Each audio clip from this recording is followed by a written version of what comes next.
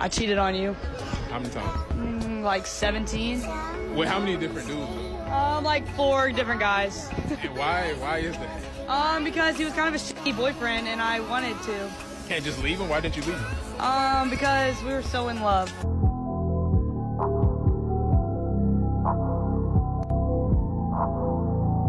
Conversation with him, that he could be here with me, that he could have chosen me. Trying to get a guy to commit or trying to see where things go, I indulged in hookup culture. Why am I not good enough to date? If you want to hook up with me, why do you not want to date me? And then it's like, is it my personality? Am I that unsufferable? When I tell people that I've never officially been on a date with someone, they don't believe me.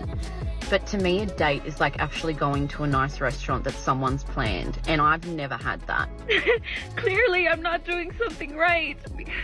If you do not want to be with her, just tell me. When I was little, I really didn't think it was going to be this hard to find someone. It's literally just so confusing and so stressful, and no one seems to really know what they actually want. When, like, I don't know how to fix this. I just want a family. I had to come to terms with knowing that I'm not a woman that men commit to or love. They want, but I've never had any big romantic gestures. So it happened again. I had a date cancel on me and I got stood up. And I have been stood up. I know I deserve better. But he was that person for me. Stop fucking ghosting. And I'm tired of being single. And I'm not capable to find someone who is able to get interested in me, in myself, for a long time. I don't know. It's only about superficiality, relationships. Gorgeous, gorgeous girls don't cry over a boy in a car. Gorgeous, gorgeous girls don't need a boy. I'm so sick of this. Like, I'm so sick of not feeling like a priority to you. I need somebody to have my back. I do. I'm admitting it. I could say I'm a strong, independent woman that doesn't need no man, but I am saying I want a man, and I need a man. 53% of marriages end in divorce in New York State. So if I said to you there's a 53% chance that when you walk out the front door today, you're gonna get hit in the head with a bowling ball, you would either stay inside or at a minimum you would wear a helmet. I haven't blocked his number and he hasn't texted me since he ghosted me. He hasn't, not once. He ghosted me once and then he ghosted me twice. The second time before he ghosted me, he's like, I want to make it up to you. I want to take you out on a date. I can't stop thinking about you. You did nothing wrong. Can you imagine? What do you bring to the table? And the guy's like, this. Women would be like, so who pays the bills? And what does your car look like? And what kind of job do you have? And are you going to take care of the family? And do you know how to, like, fight? Like, if I was in trouble, like, you're going to protect me? And they'd have a whole list that you'd be checking off. He'd be like, well, you can barely keep up. And they're just like, this. I guess this question attempts to investigate someone's value. But the question itself has no value because there is no table. And as he comes back into the car, he tells me, I don't think we're going to have a good time. And I thought he was kidding, and I'm like, huh? He's like, I'm taking you back home, you're not my type. Oh my God. I'm sure it's because I'm overweight that he didn't want to go, like, continue the date or whatever.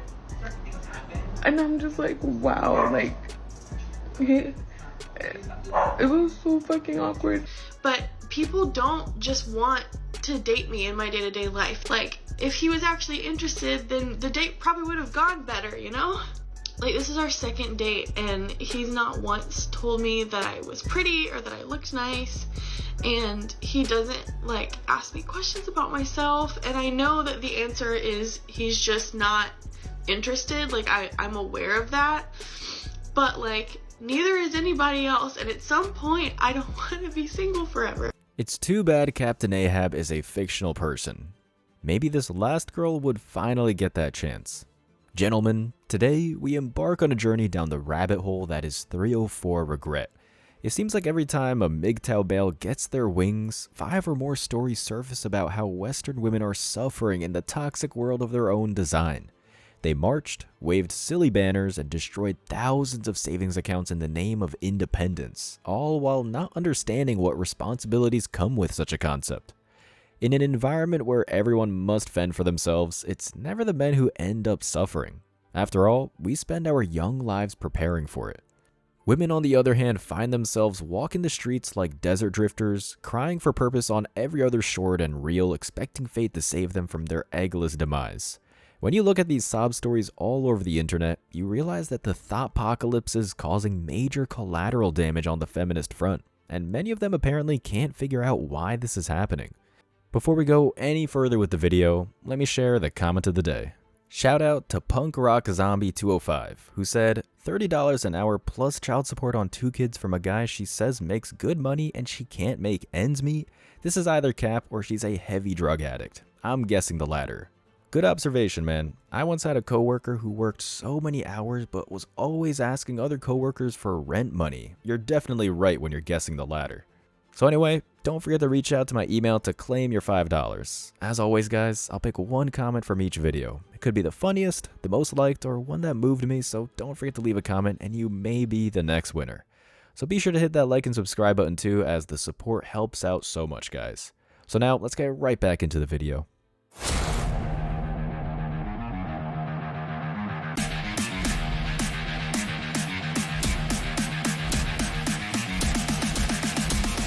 Embrace your masculinity.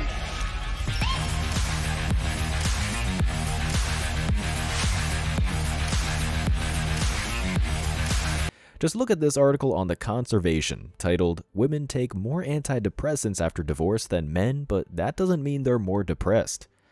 This article, obviously riddled with denial by Matt Bennett, states, research out today from Finland suggests women may find it harder to adjust to later life divorce and breakups than men.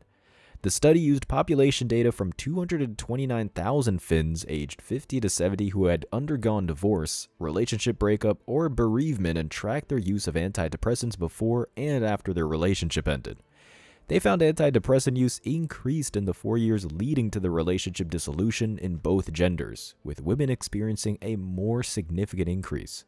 The study tracked antidepressant use in Finns aged 50 to 70 for 4 years before their relationship breakdown and 4 years after. They found antidepressant use increased in the 4 years leading to the relationship breakup in both genders. The proportion of women taking antidepressants in the lead up to divorce increased by 7%, compared with 5% for men. For de facto separation, antidepressant use increased by 6% for women and 3.2% for men. Within a year of the breakup, antidepressant use fell back to the level it was 12 months before the breakup. It subsequently remained at that level among the men. But it was a different story for women. They used tailored off only slightly immediately after the relationship breakdown and increased again from the first year onwards. The researchers also looked at antidepressant use after repartnering. There was a decline in the use of antidepressants for men and women after starting a new relationship, but this decline was short-lived for women. So far, so accurate. Men are obviously upset with the collapse of a family unit. After all, we are naturally inclined to keep things together. Male recovery in these cases makes sense for high-value males because we know we need to bounce back. It's really the last part this soy boy attempts to skate over that clarifies what Western women are dealing with. If we were to translate the point more accurately, these thoughts ran off to Chad or Tyrone when the mob said things were greener on the other side. When their new partnerships proved they were the problem, they started popping pills to metabolically avoid the crushing weight of their hypocrisy. This is where Matty Boy tries to put a spin on it, writing, although this data alone suggests women may find it harder to adjust to later life divorce and breakups than men, it's important to note some nuances in the interpretation of this data. For instance, data suggesting women experience depression more often than men is generally based on the rate of diagnoses and antidepressant use, which does not account for undiagnosed and unmedicated people. Women are generally more likely to access medical services and thus receive treatment. This is also the case in Australia, where in 2020 to 2022, 21.6% of women saw a health professional for their mental health, compared with only 12.9% of men. And there we have it. the mental gymnastics that makes every enlightened male reach for their passport. Instead of recognizing that the system isn't worth it, the article tries to paint the picture of the resilient, health-conscious woman. And it's not that all of her independent decisions have left her entrenched in a waking nightmare. It's that they're just self-aware enough to go to the doctor. This is ridiculous, okay? I'll go. Shit.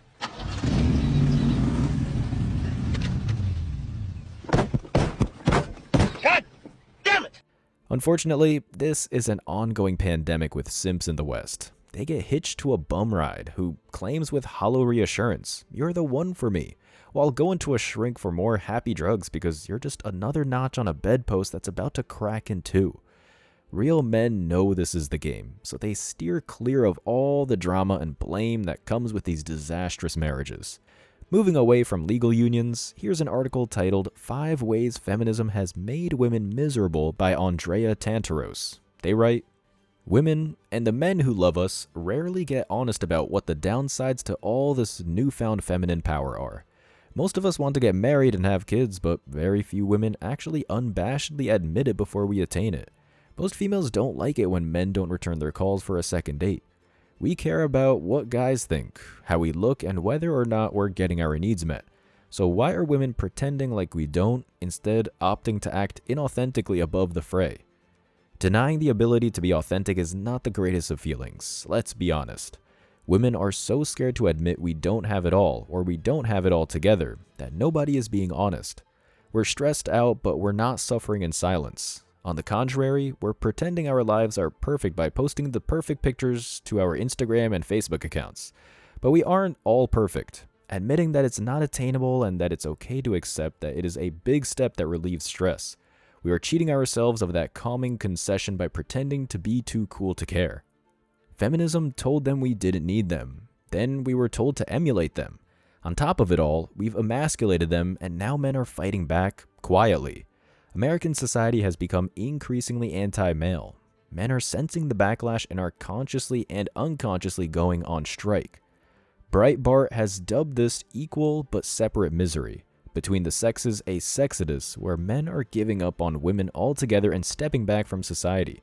Statistics are showing that men are increasingly choosing not to get married, and I can see why.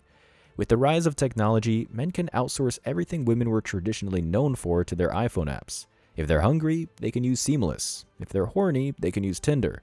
The only thing they still need us for? Babies. The pick-me girl writing this is missing the mark, so let's straighten the course a bit.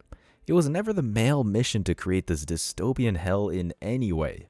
Traditionally, men liked having a reliable wife and children. We enjoyed bringing home the bacon and knowing someone held the fort down while we were away. It was the feminist movement that dissolved these safety nets.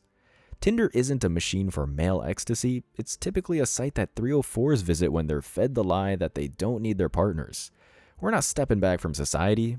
If anything, we're doing everything in our power to maintain what hasn't been lost. Western women poisoned the well, so we made the decision to find something fresh elsewhere.